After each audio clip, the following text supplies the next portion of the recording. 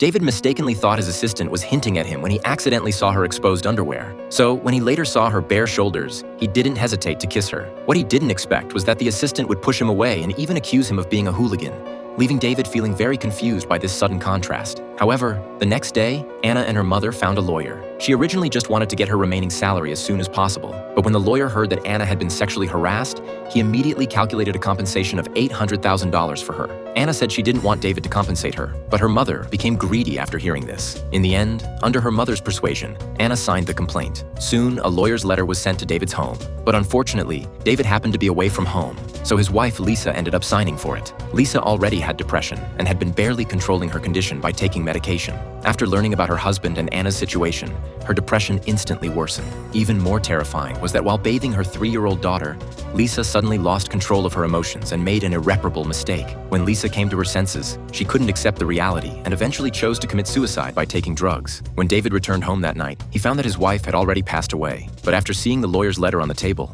he instantly understood everything. He never thought that just a misunderstanding would cause him to lose his family. After taking care of his family's funeral, David arrived at the court's mediation room as scheduled. He didn't say a word and directly wrote a check for $1 million before quietly leaving the mediation room. Seeing David's unusual behavior, Anna suddenly felt an ominous premonition. That day, Anna and her family went to the beach for a vacation. When she went to the water dispenser to get water, she suddenly saw a man who looked very similar to David in the restaurant. But when she went over to confirm if it was David, she found that the person had already disappeared. Anna felt that something was wrong and quickly went back to tell her family about it. But her family thought she was too nervous and was having hallucinations. However, the next morning, an accident happened. Anna's second brother had an accident while trying to save someone from drowning. Although her eldest brother performed a rescue, he ultimately couldn't save him. Afterwards, although Anna suspected it was David's doing, she couldn't find any evidence. However, 6 months later, her eldest brother suddenly called and told Anna that their parents had accidentally eaten poisonous mushrooms and were on their way to the hospital. By the time Anna arrived at the hospital, her father had unfortunately passed away due to ineffective rescue efforts, and her mother was paralyzed from the waist down,